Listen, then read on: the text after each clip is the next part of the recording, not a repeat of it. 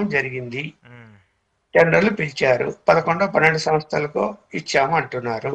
ఉమ్, 11, 12 సంస్థల్లో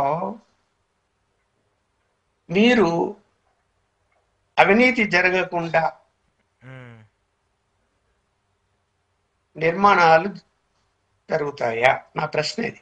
ఉమ్, ఉమ్, ఉమ్, నాకు ఒక కాంట్రాక్టర్ చెప్పాడు, ఉమ్, పెద్ద కంపెనీలు ఏవైతే తీసుకున్నాయో టెండర్లో వాళ్ళు మళ్ళీ సబ్ కాంట్రాక్ట్ ఇస్తారు అందరికీ. ఏ పెద్ద కంపెనీలు అని ఉంటాయి. మిషనరీ పెట్టి పనిచేసే స్థాయిలో ఏం లేవు. అవును, ఉంటాయి, అలాంటివి ఉంటాయి.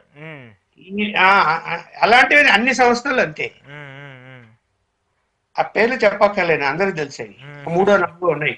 ఉమ్, ఉమ్, ఉమ్, వాళ్ళందరితో ఏ గవర్నమెంట్ వచ్చినా వాళ్ళతో పోయి మిలాఖత్ అవుతుంటారు వాళ్ళు. Um, um. సబ్ ఓకే. కాంట్రాక్ట్ వర్కులు ఇవ్వాలంటే 5% మాకు ప్రభుత్వానికి ఇవ్వాలి, ఉమ్, 10% మీరు మాకు కావాలి, ఉమ్. మొత్తం 15% లెస్ తో మీరు పని చేయాలని చెప్పారట. ఓ, ఓకే, ఓకే. అంటే 100 కోట్ల పనికి 85 కోట్లకు చేయాలి. ఉమ్. మరి అలా జరుగుతుంది ప్రస్తుతం కన్స్ట్రక్షన్ అంటారా? అయిపోయింది. ఉమ్, ఎగబడి తీసుకున్నారు. దానికి కూడా రికమెండేషన్లు. ఉమ్. ఫలానా కంపెనీకి మీరు సబ్ కాంట్రాక్ట్ ఇవ్వండి అని చెప్పి హై లెవెల్లో రికమెండేషన్లు, ఢిల్లీ ఓకే. లెవెల్లో రికమెండేషన్లు. ఉమ్, ఉమ్, ఉమ్, ఉమ్, ఇక్కడ ఎవరైనా తక్కువే కాదు, ఉమ్, బీజేపీ వాళ్ళు కూడా ఏం తక్కువ కాదు. ఉమ్, వాళ్ళు కూడా ఇన్వాల్వ్ అయి ఉన్నారు ఇందులో. ఉమ్. ఓకే. మరి ఓకే, సెంటిమెంట్ అది రాజధాని, దాని మీద దెబ్బ కొట్టారు. ఉమ్, జగన్మోహన్ రెడ్డి గారు దాని మీదనే 3 రాజధానులు అని చెప్పి దెబ్బతిన్నాడు. ఉమ్, మీరు సెంటిమెంట్ని మీరు ఎన్కాష్ చేసుకున్నారు. ఏం 1 రూపాయి మీరు పర్సెంటేజ్ తీసుకోకుండా రాజధాని నిర్మాణ పనులు చేపట్టలేరా? నా ప్రశ్న అది. ఉమ్. రాజకీయాలు అంటే అంతే కదా. మీరు మీరు చెప్పినట్టు ఎందుకు చేస్తారు? అవుతుందా? అవ్వదు కదా రాజకీయాల్లో. మరి ఉమ్, మరి ఇంకా ఇప్పుడు ఈ రోజు తెలియకపోవచ్చు, నిర్మాణాలు స్టార్ట్ అయిన తర్వాత పనులు పరిశీలన, ఒకవేళ ఉమ్, ప్రతిపక్ష పార్టీగా ఉన్నటువంటి జగన్మోహన్ రెడ్డి గారి పార్టీ నాయకుల్లో కూడా చిత్తశుద్ధి ఉంటే ఉమ్, మీరు పర్యవేక్షణ చేయండి, ఉమ్, పర్యవేక్షణ చేయండి, ఉమ్, ఉమ్. దొరికిపోతాయి కదా.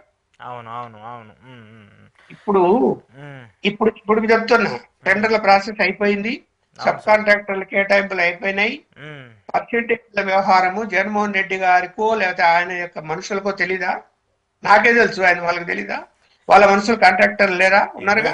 ఎందుకు తెలియదు? ఖచ్చితంగా తెలిసే ఉంటుంది, అందరికీ తెలిసే ఉంటుంది కదా. రాజకీయాలు వాళ్ళు కూడా ఒకసారి పనిచేశారు కదా మాట్లాడినారా? ప్రభుత్వానికి. మాట్లాడుతున్నారా? ఏమన్నా క్వశ్చన్ చేస్తున్నారా? చేయలేదు ఉమ్, ఇప్పటి వరకు.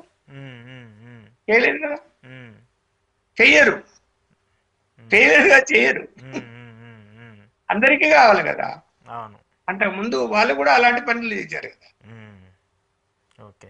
కానీ ఇక్కడ మీరు ఒక పాయింట్ రైజ్ చేశారు, టీడీపీ ఎమ్మెల్యేలే అసంతృప్తిగా ఉన్నారు, వాళ్ళే సరిగా కలిసే పనట్లేదు, లోకేష్తో మాట్లాడాలి, చంద్రబాబు నాయుడుతో మాట్లాడని వాళ్ళే ఇబ్బంది పడుతున్నారన్నారు.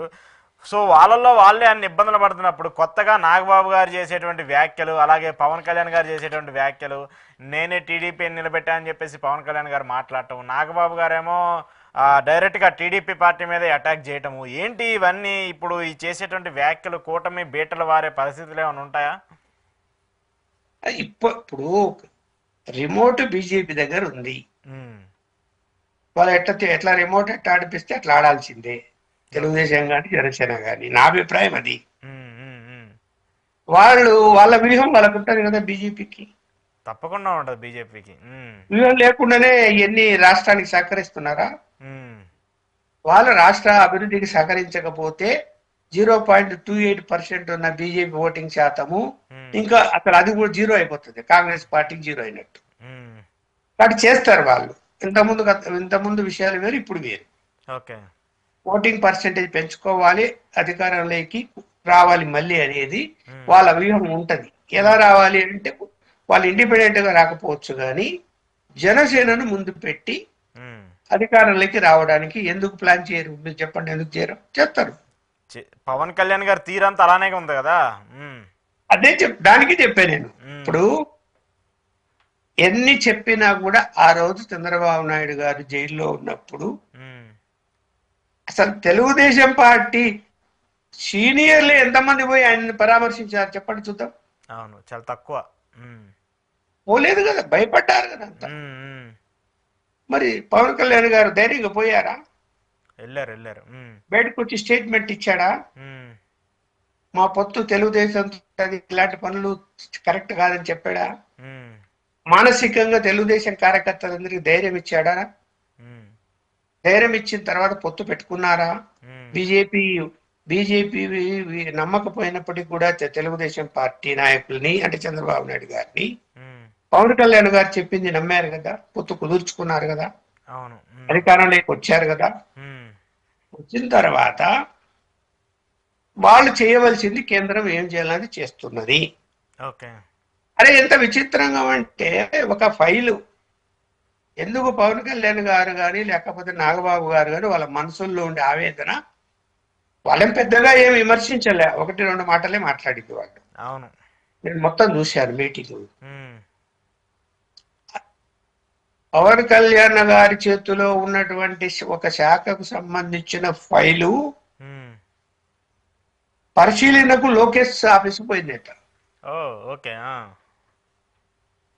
పోతే ఎంతసేపటికి ఆర్డర్ ఎందుకు రాలేదు ఈ ఫైల్ మీద, సీఎం ఆఫీసుకు పోయింది కదా, సీఎం ఆఫీస్ నుంచి ఇంకా ఎందుకు రాలేదు అని ఏంటి అని చెప్పి దాన్ని కనుక్కుంటే సంబంధిత అధికారులు ఇంకా క్లియర్ చేయలేదు లోకేష్ గారు అని చెప్పారు అని. కోపం రాదా పవన్ కళ్యాణ్కు? ఆయన ఎవరు? అంతెందుకండి, మనం జర్నలిస్టులం, సమాచార శాఖ మంది, సమాచార శాఖ డైరెక్టర్ ఇంతవరకు అక్రిడేషన్స్ కు సంబంధించిన జీవో రాలేదు. లేదు, ఎప్పటి నుంచో పెండింగ్ ఉన్నాయి, ఇంకా పెండింగ్ లోనే ఉన్నాయి. ఆ జీవోలో కొన్ని మార్పులు చేసి డ్రాఫ్ట్ తయారైపోయి 5 నెలలు అయిపోయింది. డ్రాఫ్ట్ తయారయ్యి జీవో ఇప్పటికీ రాలేదు. నేను ఒక 2 నెలల క్రితం నేనే నేరుగా డైరెక్టర్ గారిని అడిగాను, సమాచార శాఖ డైరెక్టర్ గారిని, లోకేష్ గారు క్లియర్ చేయాలండి దాన్ని, లోకేష్ గారు కూడా చూసిన తర్వాత మనం జీవో ఇస్తామంటారు. ఆ శాఖ మంత్రి లోకేష్ గారు కాదు కదా, మరి ఏం చెప్తాం చెప్పండి, ఏం చెప్పాలి నువ్వు? ఆయనకి ఎందుకు వెళ్తుంది అంటే ఆయన దగ్గర ఆన్సర్ లేదు. ఇలా లోకేష్ గారు చేయాలంటారా? ఇంకా ఇలా ప్రభుత్వం నడిపితే ఎంతకాలం నడుస్తుంది ఇలా చెప్పండి? అపోహలు పెరుగుతాయి కదా, ఖచ్చితంగా ఉండొచ్చు. ఇప్పుడు ఏదైనా ప్రత్యేక ఇంట్రెస్ట్ ఉండొచ్చు.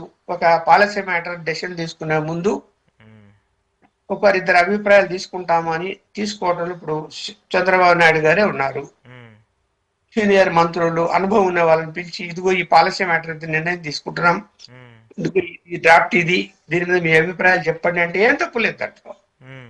అలాగే కేబినెట్ లో కూడా అభిప్రాయాలు అడిగితే ఏం తప్పులేదు. ఫైలే క్లియర్ చేయాలంటే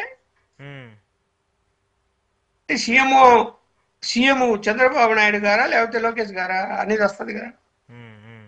ఎందుకు ఇప్పుడు ఆరోపణలు వస్తున్నాయి కదా, ఇప్పుడు ఏదైనా సరే చంద్రబాబు నాయుడు గారి కంటే కూడా లోకేష్ గారే మొత్తం చూస్తున్నారు. డైరెక్ట్గా ఏమైనా ఇష్యూస్ ఉన్నా, నామినేటెడ్ పదవులకు సంబంధించిన, ఎమ్మెల్సీలకు సంబంధించిన ఏదన్నా లోకేష్ గారి దగ్గర నుంచి క్లియరెన్స్ వస్తేనే జరుగుతుందని చెప్పేసి ఒక పెద్ద చర్చ జరుగుతుంది, టీడీపీలోనే జరుగుతుంది, బయట